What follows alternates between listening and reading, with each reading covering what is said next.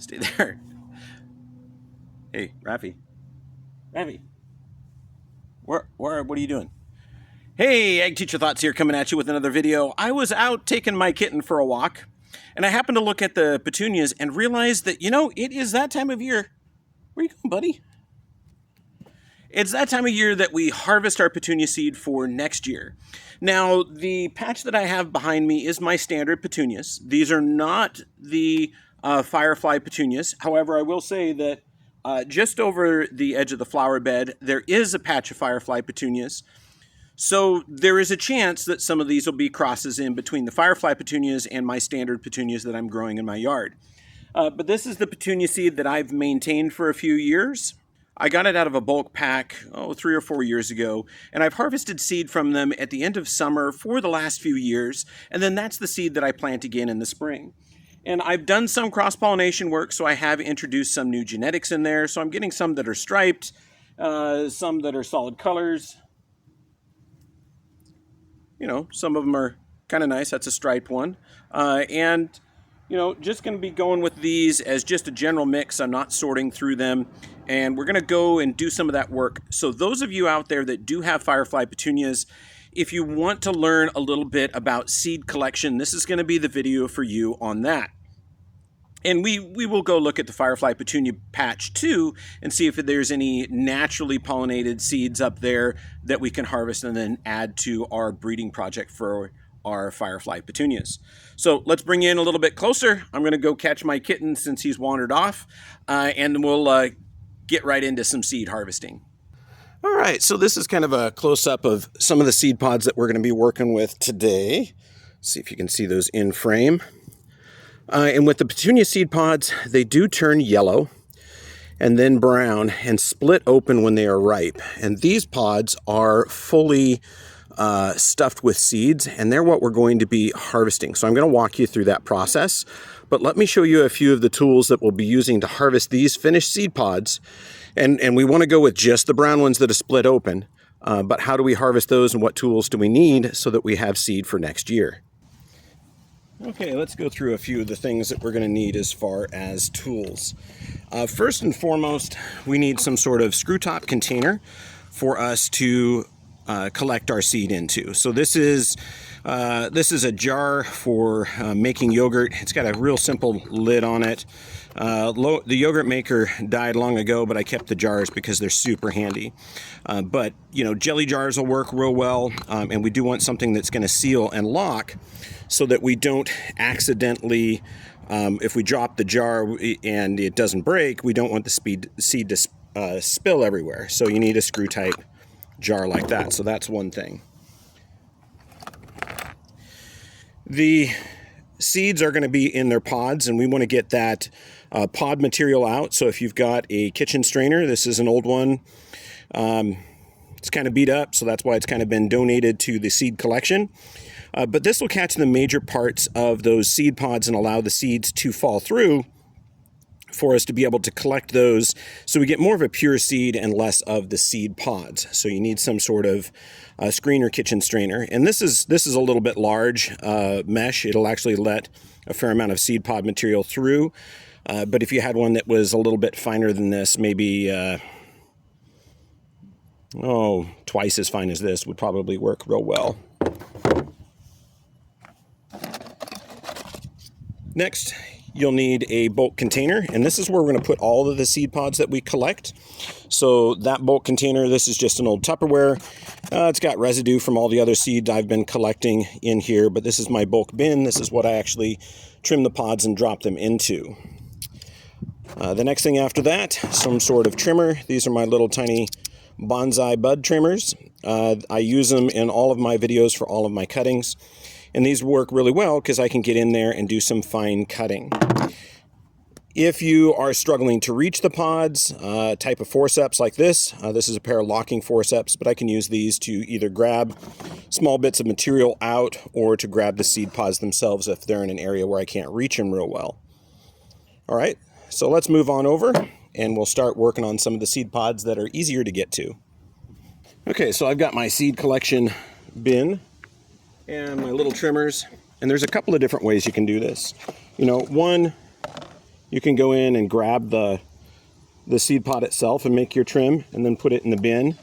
The other thing, sometimes it works well for me, is if I'm going through, I just hold the bin underneath.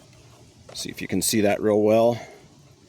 And just as I trim, oops, I allow it to drop in, but sometimes that happens. The seed pods go flying away, so you have to catch them. So probably the most effective way is to actually grab onto the seed pod. So grab onto it with your fingers and individually grab and pick them off. So we're going to get a bunch of these. We'll pick this whole one. This is one of my dark pink, almost purpley plants. So it's in here amongst a bunch of other types of plants. So there are going to be other crosses with it and even possibly some glowing ones. But we're just going to go ahead and pick these, and we're going to mix all of our seed up, and we're going to plant all of our seed.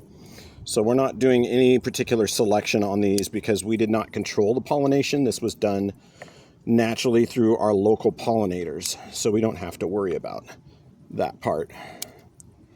And again, they're easy to find. So let me show you two different pods here so you can tell when they're ripe.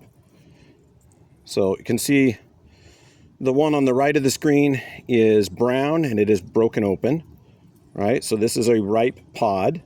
You can get them a little bit more closed than that if you want, and this is one that has not yet opened. If I were to cut this one and put that in there, we wouldn't get any good seed out of it. It's all too immature. It has to get dry before it's ready. So here's another one that's getting close. It's just starting to turn yellow, but we do want that to split open before we harvest it. And there's one that's getting even closer. So we're going to go through and we're going to just harvest a few more of these. Now you may notice that these are kind of sticky as you harvest them, and that is a sucrose ester. So that is something that's naturally produced by the plant itself, and that is a protective measure that it has to prevent whitefly and aphids from landing, breeding, and growing on the plant.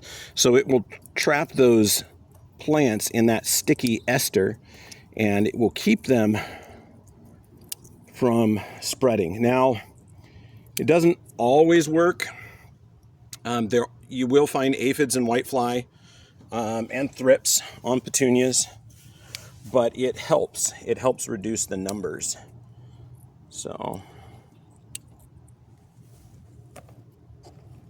all right.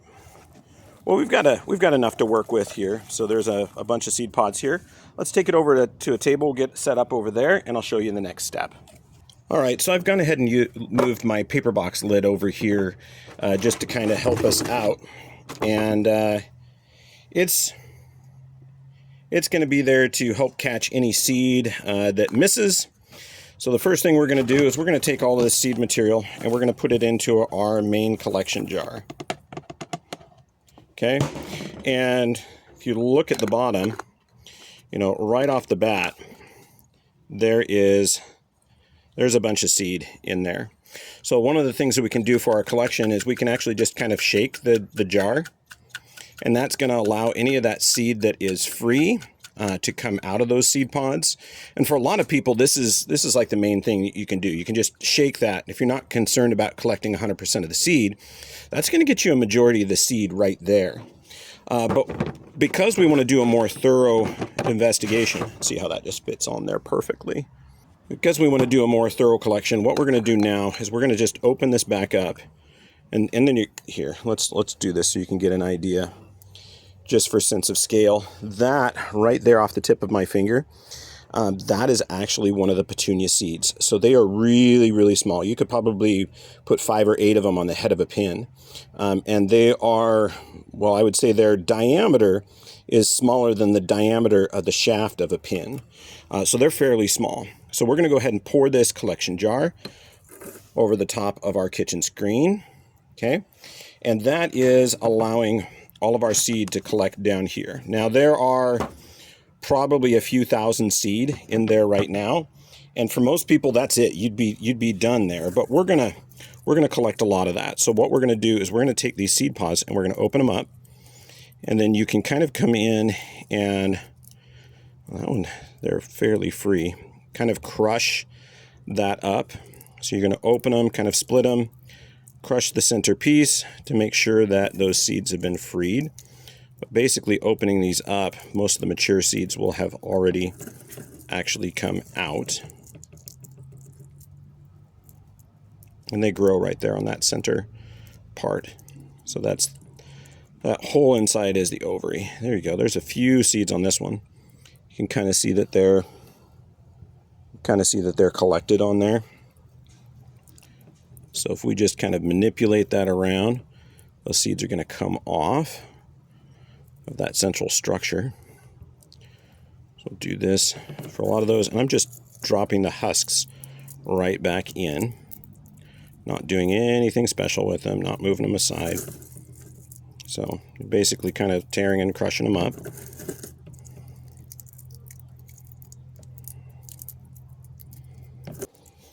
So anyway, when they collect these commercially, a lot of times, some of the places I saw that collected flower seeds, they laid out big pieces of butcher paper, like big, huge rolls of butcher paper. And then when they cut the plants, they laid them on top of that butcher paper, or the machine did. And then when they harvested the seed after it had a chance to dry, they would actually pick up the butcher paper and the seeds and all, and then separate that. So that was a way to keep that seed from getting down into the dirt and away. You know, other things like grass seed, you can actually kind of lay the grass seed out and you pick all of that up and the seed doesn't tend to fall out. But with these smaller ones, it's real easy for that seed to get lost. So we're going to kind of shake that, get any more of that loose seed out, and then all of this can be discarded. All right, we can discard that. And then we're going to do a secondary filter. So I've tapped all of this here. We'll run all of that into our seed collection jar. Get rid of this. And then we'll do a second one, and we're not going to shift it around much because I don't want all that chaff to work down in there. Okay. There, that chaff comes out, and I can repeat this a few times, or I can go with a smaller screen to help filter out the rest of that material. So just kind of pouring it back and forth will help me get rid of that chaff. And I am going to lose a few seeds, but again, I'm not as worried about that. So if I just kind of dribble it in, it's going to catch a lot of that chaff. Let's see if I can do it this way so you can see. Just going to catch the chaff and allow the seeds to fall through just because they're so small. And I could work that back and forth or just go to a smaller screen, but that's probably good for us now. That's a few thousand seeds. I would need a pretty good sized greenhouse to collect all of that seed. I had some that stuck. Let's try to get all of that in. Okay, so there you go. That is a few thousand petunia seeds.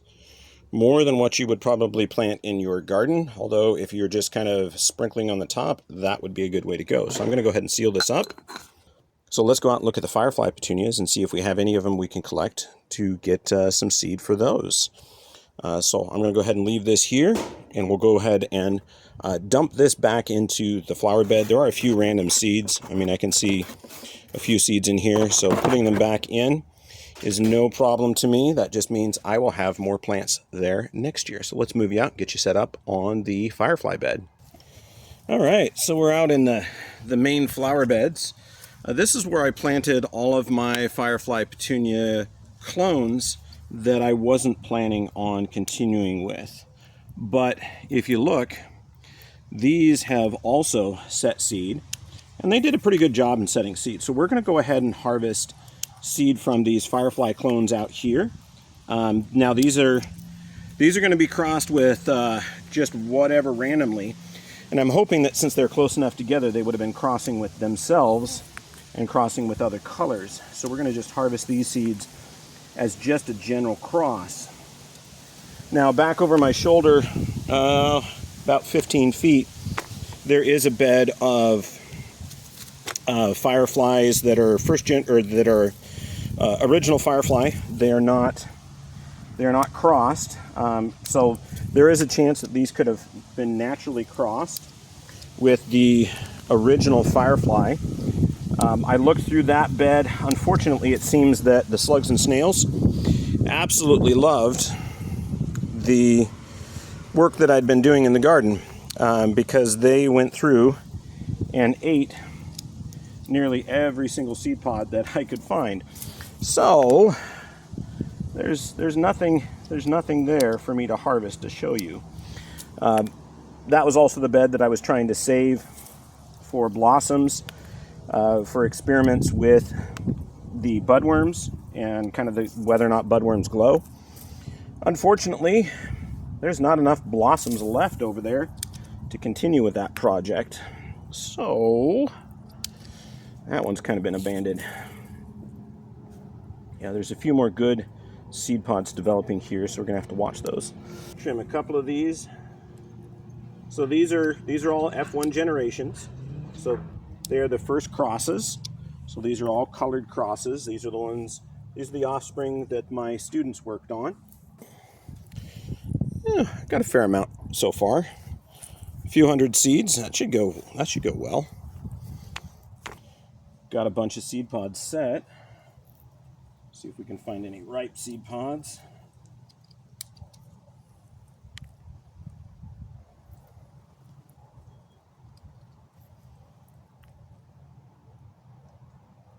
Yeah, there's a few of them here.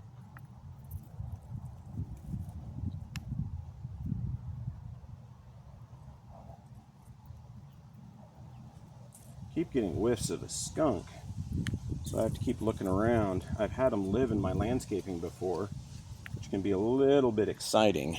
So yell into the video if you see one.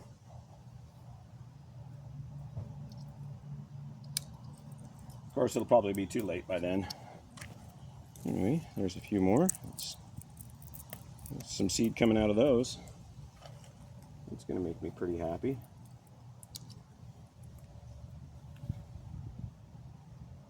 We'll get a few other seed pods from over here.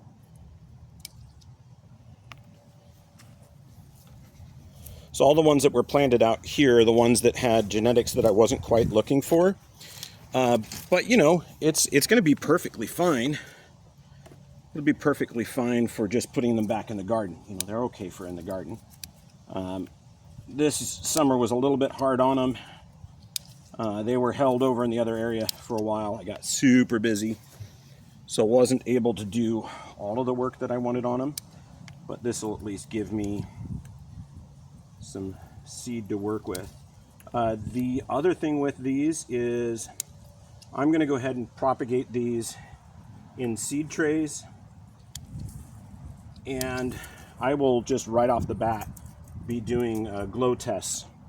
So when they first germinate, most of the seeds I found glow super intensely bright, and then as that seedling begins to age, the brightness of that kind of curtails, and that's with the crosses. So I think at that point what I'm going to do is I'm only going to keep the brightest of those. So the ones that are super bright, we'll keep those, and we'll continue with those genetics if we find some good ones out of those. And any of them that are dim and just not as bright as an original firefly, we're gonna just let that go. We'll go ahead and kill it, because you know that work will be done in January or February is when I'll be doing all that seeding work in preparations for summer, and without access to a large greenhouse, I'm not going to be able to continue that work for maintaining thousands of petunias. And I had the students doing a lot of the research too. There's a lot of seed. Just picking these seed pods by hand now because I'm just bulk seed collecting at this point.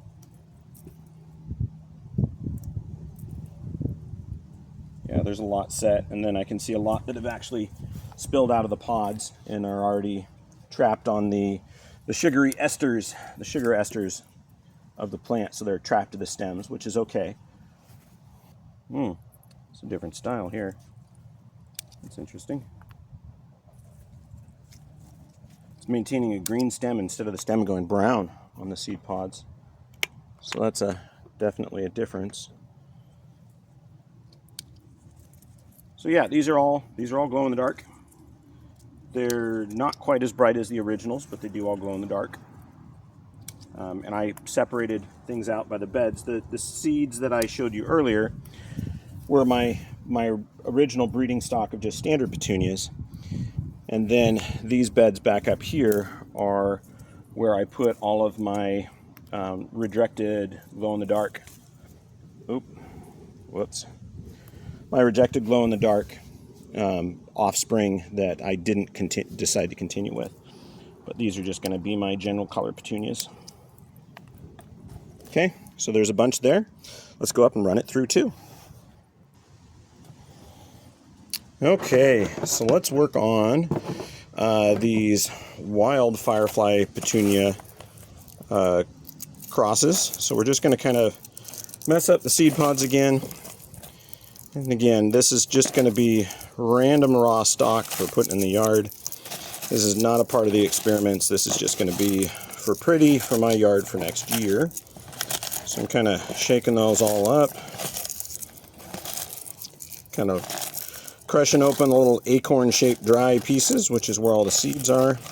Make sure those are all open and ready to go. Okay. And then we're going to put it in this little Tupperware here. So I'm going to go ahead and tap it. So it goes in the Tupperware. All right. Well, Rafi has come back out to help us for the end of this video.